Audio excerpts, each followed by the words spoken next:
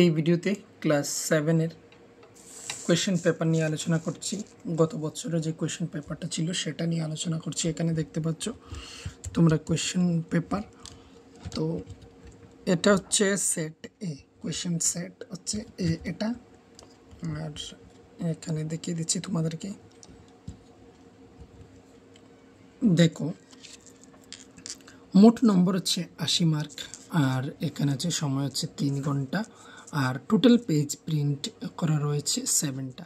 তো এটা তোমাদেরকে লক্ষ্য রাখতে হবে সবাইকে, যে পরীক্ষার প্রশ্নপত্রের মধ্যে প্রশ্নপত্রে কতটা টোটাল পেজ রয়েছে। অনেক সময় স্টুডেন্টরা কী হয়, তাড়াহুড়োর কারণে হচ্ছে কয়েকটি পেজ আনসার করে, পেছনের দিকের পেজটা না দেখে ওরা চলে আসে। তো এরকম হয়েছে, অনেক সময় হয়ে থাকে এরকম। তো এই প্রশ্নের মধ্যে বিভাগ রয়েছে। প্রথম বিভাগটা হচ্ছে ক বিভাগ, আর এমনিতে হচ্ছে ইংরেজি মিডিয়ামদের জন্য হচ্ছে গ্রুপ এ রয়েছে। গ্রুপ এতে রয়েছে 10 মার্ক।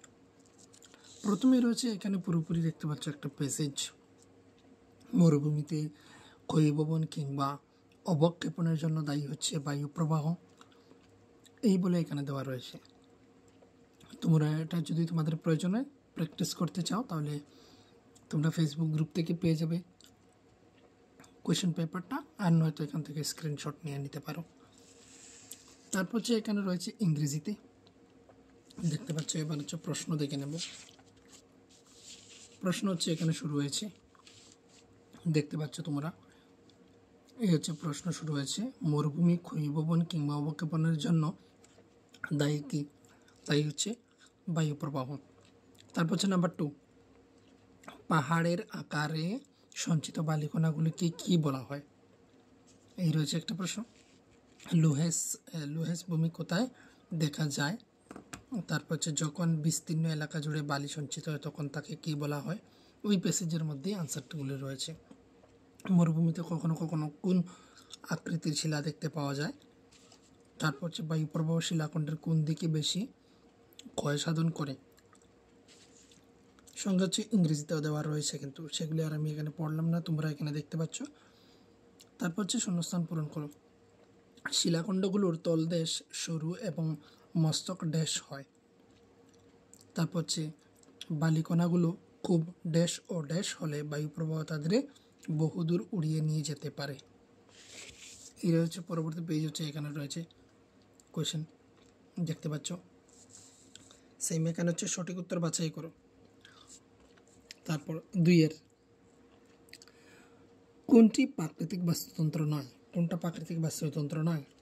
তারপর হচ্ছে পৃথিবীর সবচেয়ে ভেতরের স্তরটিকে কি বলে? আল ইদ্রিসি ছিলেন বৈজ্ঞানিক, ভূগোলবিদ, দার্শনিক কোনটি?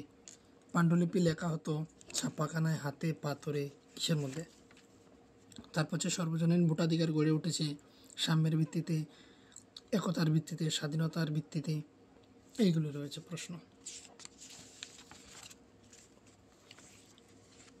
এখানে রয়েছে প্রশ্ন, শূন্যস্থান পূরণ করো। পিতার দিক থেকে মুঘলরা ছিল ড্যাশ এর বংশধর। তারপর হচ্ছে 2 নম্বর, ড্যাশ শিলায় জীবাশ্ম পাওয়া যায়। পৃথিবীর সবচেয়ে পাতলা স্তরটি হলো ড্যাশ, ভূত্বক, গুরুমণ্ডল, কেন্দ্রমণ্ডল কোনটি? বিশ্বের মধ্যে ঔষধ তৈরির ক্ষেত্রে ভারত ড্যাশ স্থান দখল করে রয়েছে? ড্যাশ একটি জলবাহিত রোগ। তারপর স্তম্ভ মেলাও, এখানে হচ্ছে স্তম্ভ ক আর স্তম্ভ খ।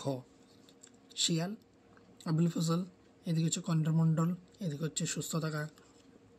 আকবরনামা, সিলিকা ও অ্যালুমিনা, কিতাব উল হিন্দ, সবচেয়ে ভেতরের স্তর, রোগমুক্ত থাকা। তারপর হচ্ছে আলবেরুনি। এই যে প্রশ্নটা, এটা দেওয়ার অর্থটাই হচ্ছে, এখান থেকে কিন্তু তোমরা অনেক পার্সেন্টেজের কোয়েশ্চেন পেয়ে যাবে। এখান থেকে অনেক কোয়েশ্চেন হচ্ছে রিপিট হয়, কিন্তু এগুলি দেখতে পারো। প্লাস হচ্ছে তোমাদের ধারণা আসার জন্য যে কী ধরনের প্রশ্ন করা হয়। যেমন এখানে এক কথায় উত্তর দাও বা এক বাক্যে উত্তর দাও রয়েছে। রাজ্যের প্রশাসনিক প্রধান কে? সংখ্যাগরিষ্ঠ দল কারা? পিএইচসি এর পুরো নাম কি? একটি সংক্রামক ব্যাধির নাম লেখো। সমুদ্র জলের গড় লবণতা কত শতাংশ? জীবমণ্ডল কি? এই জীবমণ্ডলটা হচ্ছে আবার ইম্পর্ট্যান্ট, কিন্তু 6 নাম্বারে দেখতে পাচ্ছ এখানে জীবমণ্ডল, এটা ইম্পর্ট্যান্ট। তারপরে হচ্ছে একটি পাললিক শিলার উদাহরণ দাও। তারপর রয়েছে মুঘল সাম্রাজ্যের শ্রেষ্ঠ সম্রাট কে ছিলেন? আইন-ই আকবরী বইটি কে লিখেছিলেন? কে ভারতবর্ষ সম্পর্কে হিন্দু শব্দটি ব্যবহার করেন? তারপর হচ্ছে 6 নম্বরের প্রশ্ন, যেখানে হচ্ছে 2 মার্কের থাকে। শিলাচক্র কি? What is rock cycle? জীবজ পরিবেশের দুটি গুরুত্বপূর্ণ উপাদান নাম লেখো। এইগুলি ছিল গত বছর এসেছিল। আর লাস্টের পেজের দিকে হচ্ছে এইগুলি বিদেশি শব্দ দ্বারা কাদের বোঝানো হয়েছে। নূরজাহান কে ছিলেন? বিধায়ক কে, অর্থাৎ হু ইজ অ্যান এমএলএ? তারপর হচ্ছে এক কথায় উত্তর দাও। হিরণ্যগর্ভ নামে যজ্ঞানুষ্ঠানটি কে করেছিলেন? তারপর হচ্ছে বায়ুমণ্ডলে কোন গ্যাসটি গ্রিন হাউস প্রভাব সৃষ্টি করে? দেখতে পাচ্ছ। তারপর রয়েছে নাম্বার 8-এর মধ্যে, এখানে হচ্ছে 3 মার্কের কোয়েশ্চেন। এগুলি আবহাওয়া ও জলবায়ুর মধ্যে পার্থক্য লেখো, 3টি লিখতে হবে। শিলা কয় প্রকার ও কী কী, তারপর হচ্ছে আলোচনা করো। শিলা কয় প্রকার এবং কী কী, এটাও ইম্পর্ট্যান্ট একটা কোয়েশ্চেন। ত্রিপক্ষীয় দ্বন্দ্ব বলতে কী বুঝো? সুলতানা রাজিয়া সম্পর্কে একটি টিকা লেখো, মানে তোমাদের টিকাও আসে কিন্তু। আর টিকা অর্থাৎ হচ্ছে তার সম্পর্কে যা যা জানো তা লেখার জন্য। মনুশব্দের সম্পর্কে সংক্ষেপে আলোচনা করো। কিছু সংখ্যক বিধায়ক কীভাবে মন্ত্রী হন? এগুলি। তারপর হচ্ছে 9 নম্বরে 5 মার্কের 3টি কোয়েশ্চেন তোমাকে আনসার করতে হবে, যে কোনো 3টি। এখানে অনেকটা অথবা অথবা দেওয়া রয়েছে, যেমন হচ্ছে প্রথমটাতে দেখতে পাচ্ছ 1 নম্বরে 2টি রয়েছে, 2টি থেকে যে কোনো একটি। সংক্ষেপে বলা হয়েছে বায়ুমণ্ডলের স্তরগুলো আলোচনা করো। তারপর ভূমিকম্প হলে বাড়ি ধ্বংসে পড়ার কারণ কি? তারপর হচ্ছে সকল ব্যক্তি আইনের চোখে সমান আলোচনা করো। এই দুটির মধ্যে হচ্ছে যে কোনো একটি আনসার করতে, একটা এটার মধ্যে, আর এইদিকে হচ্ছে এটা অথবা এইটা, হচ্ছে এই দুটোর মধ্যে যে কোনো একটি আনসার করতে হয়। আর তারপর রয়েছে 3 নম্বরে হচ্ছে রাষ্ট্রকূটগণ কীভাবে শক্তিশালী হয়ে উঠেছিল? চোল সাম্রাজ্যের উত্থান সম্পর্কে আলোচনা করো। তো এটা ছিল গত বছরের, এখানে তোমরা দেখতে পাচ্ছ এটা হচ্ছে গত বছরের 23 এবং 24-এর যেটা হাফ ইয়ারলি হয়েছিল সেই বছরের, সেটা এই কোয়েশ্চনটা ছিল। এইভাবে যে আমি ভিডিও দিচ্ছি সেটা তোমাদের কি সুবিধা হচ্ছে নাকি স্ক্রিনে দেওয়াটা তোমাদের কাছে বেস্ট মনে হয়, সেটা সম্পর্কেও আমাকে জানিয়ে দিও।